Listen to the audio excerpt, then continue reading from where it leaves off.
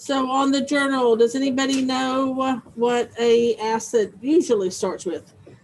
Hydrogen, exactly. And um, for a base, or really the bases that we work with, kind of the strong bases, what polyatomic ion does it contain?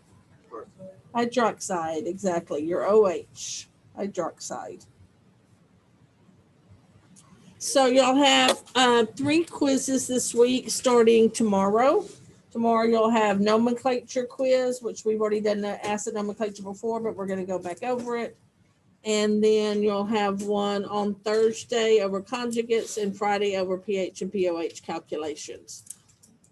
These are all the dates for the requiz. I don't have them written on the board because I just keep getting erased. So there's a paper with them on there, or you can look in Google Classroom. They're there.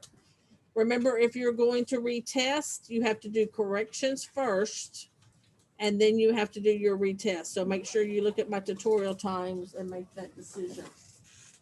You can't come in on the very last day and retest the end. Hello.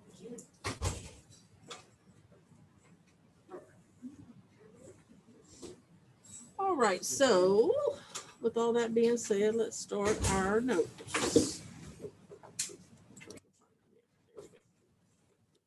All right, so starting our notes, I can't talk today, talking about acids and bases. So a strong base or strong bases are a metal hydroxide of group 1 and 2 metals, except for beryllium and magnesium. So magnesium hydroxide is not considered a strong metal. Beryllium hydroxide is not considered a strong metal. You need to memorize those two exceptions. So they're soluble in water and dissociate or separate into ions almost completely in a dilute water solution. So if I have sodium hydroxide, that would be a strong base, and I mix some with water, I'm going to have my sodium and hydroxide ions ionizing or breaking apart. And their concentration is going to be much greater than the sodium hydroxide intact. I'm going to have a lot more of the ions, almost completely, if not 100%. Weak bases are a molecular substance. Remember, molecular means covalent, so non-metals that ionize only slightly in water to produce an alkaline or basic solution. Alkaline means the same thing as basic. I tend to use basic, but alkaline means the same thing. So an example of that would be ammonia, NH3. If I combine it with water, I end up getting ammonium, NH4 plus, and then some hydroxide. But this only happens slightly. So in this case, my greater sign would be going toward my reactants. That's what's going to be more of those than the ions. Strong acids is an acid that ionizes or separates completely into ions when you're put into an aqueous. It's those 6 that are listed: hydrochloric acid, sulfuric acid, nitric acid, hydrobromic acid, hydroiodic acid, perchloric acid, and if you'll add chloric acid, which is HClO3. You need to memorize those acids. And I would have them memorized by tomorrow if I were you. If you've had them before, you're supposed to maybe still remember them from previous times. So if I put hydrochloric acid into some water, H2O above that arrow, I end up with lots of ions. Maybe all ions. So my ions are much greater than my intact neutral hydrochloric acid.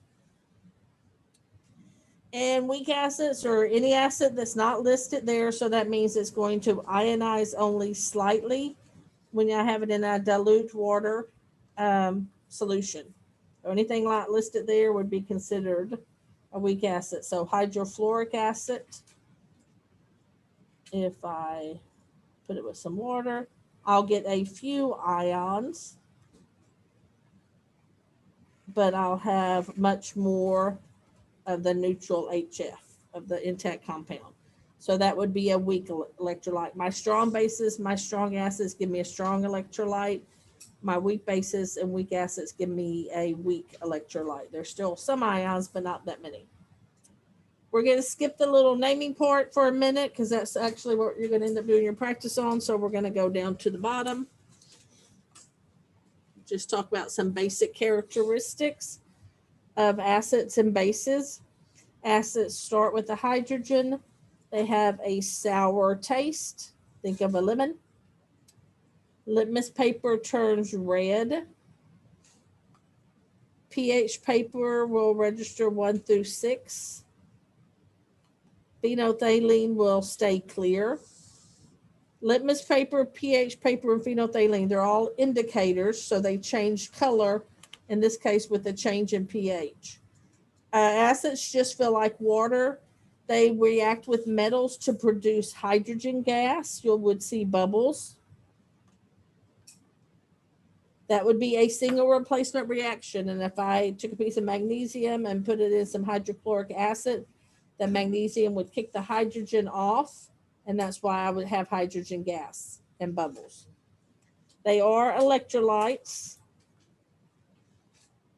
whether it's strong or weak. And they have a pH of less than 7.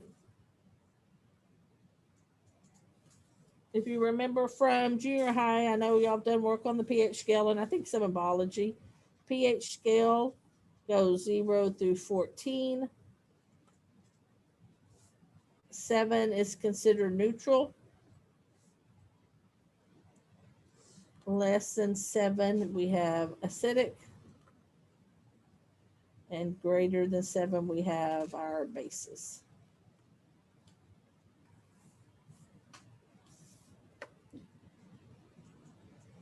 All right, talking about the bases, they usually contain that hydroxide OH. And if they don't directly contain that, then they produce it when they're mixed with water. They have a bitter taste. Many cleaning products or bases. I don't know if you've ever had your mouth washed out with soap or accidentally gotten it in your mouth.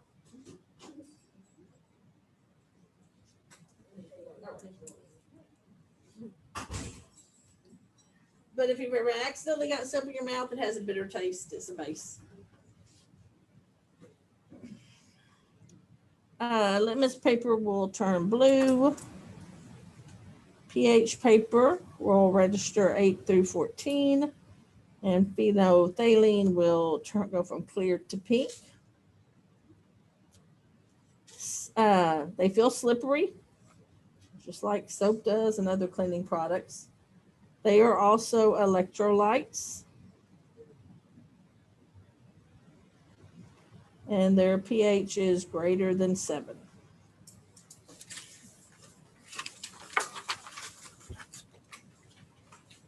All right. So there's different definitions of acids and bases, and we're going to go through them today, but then we mainly kind of stick with Bronsted-Lowry definition. So the first one is Arrhenius, Arrhenius.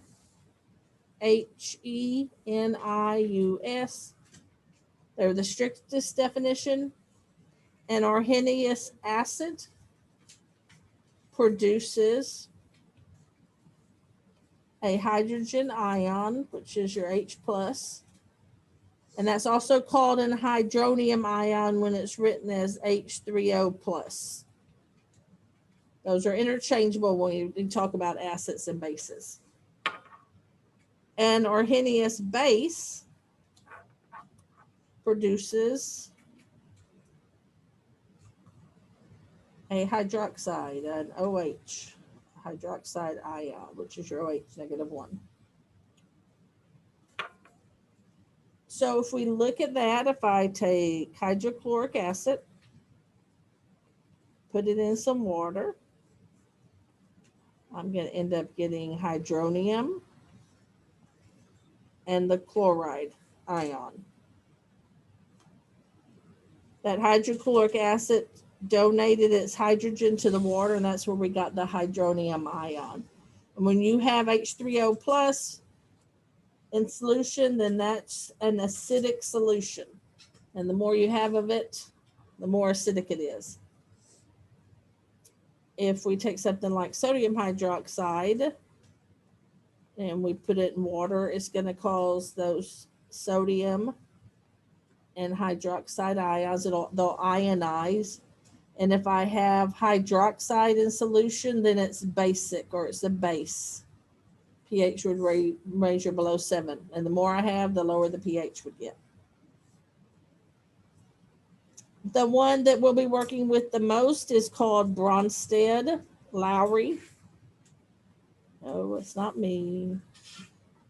Didn't make a bunch of money discovering something. And it's the most used definition, and they kind of work in pairs. So a Bronsted Lowry acid will donate a proton, an H plus, because that's what a hydrogen ion is. It's lost in electrons, so basically it's just with one proton. And the base will accept a proton in water. And like I said, they kind of work in pairs, and we'll be doing more of this tomorrow. It's pretty easy. All right, so I'm going to move this up a little bit.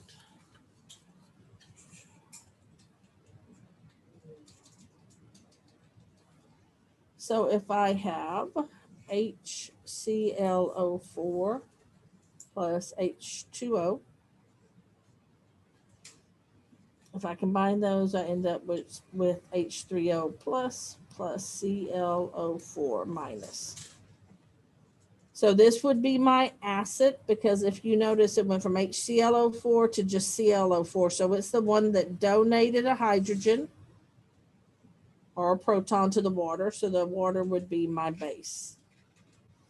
So like I said, they work in pairs because you have to have one donating hydrogen and then one accepting that hydrogen. And then the one probably used the least is called the Lewis acid and bases, although it's a loosest definition, it's kind of hard to visualize. So a Lewis acid will accept electron pairs, and a Lewis base will donate electron pairs. And these also kind of work in pairs, and they end up forming what you call a complex. So if I had ammonia, NH3, and it has that extra lone pair of electrons that are not part of any bond, and then I had boron with, bless you, some 3 fluorines attached to it. So in this case, the boron does not have a full octet. It was one of the ones that was stable with 6 valence electrons. So what's going to happen is the nitrogen is going to use both of its electrons to form a bond between itself and the boron, which is unusual because usually when you have a bond, one comes from one element and one comes from another element. So you end up with, and I'm just putting it in brackets because it's going to have a charge, hydrogen, and then now you have a new bond.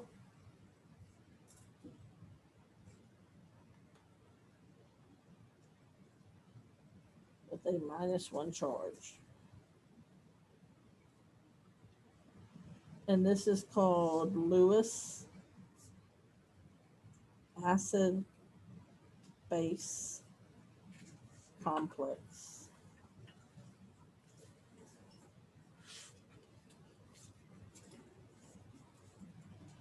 They're definitely harder to see, and like I said, in AP we do a little bit more with them, really, even then we don't do that much. So you're not going to hear much about those.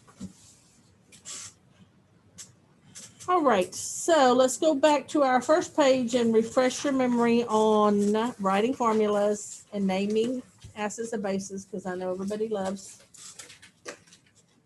not bases, just acids. I'm sorry, bases are easy. All righty.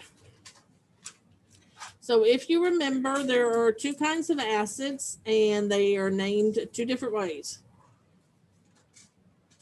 And it's all about the oxygen. So my first one is going to be my binary acids. And those contain hydrogen and one other element, and they do not contain oxygen. So when you're naming those, then those always start with hydro.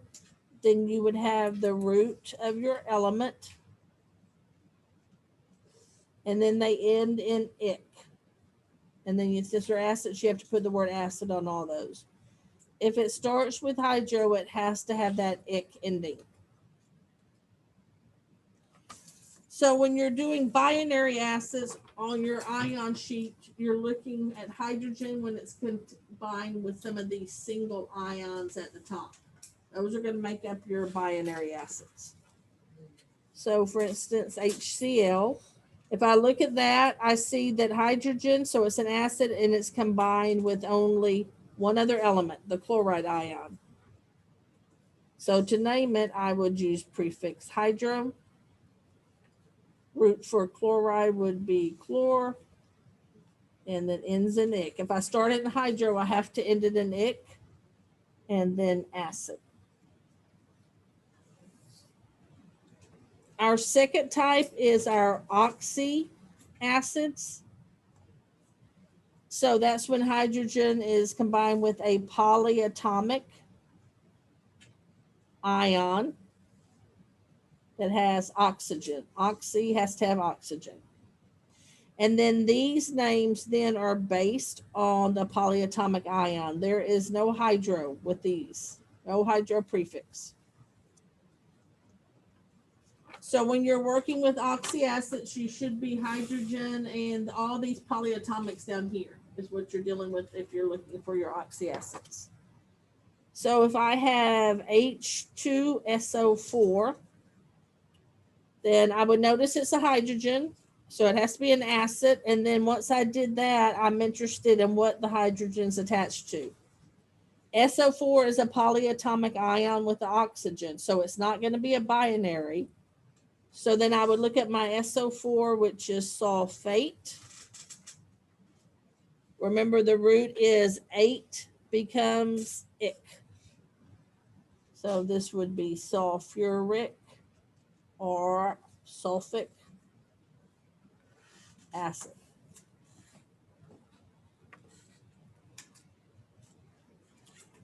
If it would have been H2SO3, I would have done the same thing. I would have noticed hydrogen, so I know it's an acid. I see what the hydrogen's attached to. It's a polyatomic ion, which is sulfite. So my rule is ite becomes us.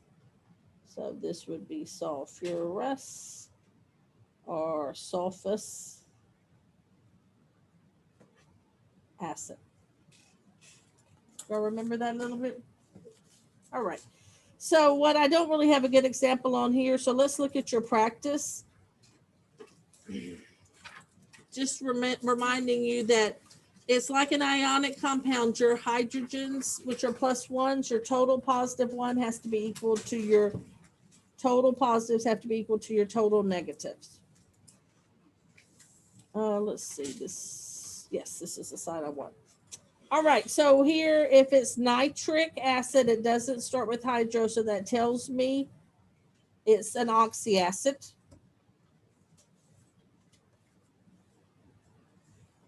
And what else? And then if it's nitric now, then originally, what was it?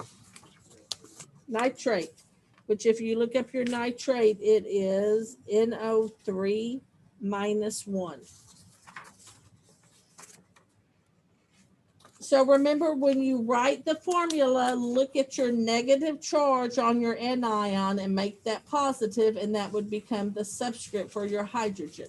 But of course, we don't write 1. So in this case, -1 becomes a +1. I would not write a subscript of 1, so this would just be HNO3. If I do that little trick, then I'll make my positives and my negatives equal to each other. So like this one, sulfurous acid, no hydro, so I know it's an oxy acid. If it's sulfurous now, then originally it had to be what? Sulfite, SO3 minus 2. So I put my hydrogen down because everything has to start with hydrogen. I look at my charge for my anion. It's -2. I make that positive, and I give that as a subscript to my hydrogen. And then I put SO3. And that would be my formula. Remember, if it starts with hydro, then it's a binary acid. So then you should be looking at the top of your ion sheet. Brome is going to be the root for what? Bromide, which is Br minus 1. So same thing, I'm going to give it an H because it's an acid. I make my -1 positive. We don't write that, so it just would be HBr.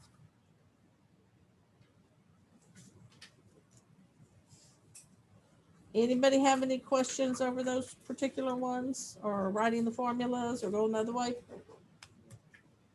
All right, so that's what y'all are going to practice on today. Tomorrow the quiz will be over that. Plus, make sure that you memorize your strong acids and your exceptions for your bases. And you got a little time to practice.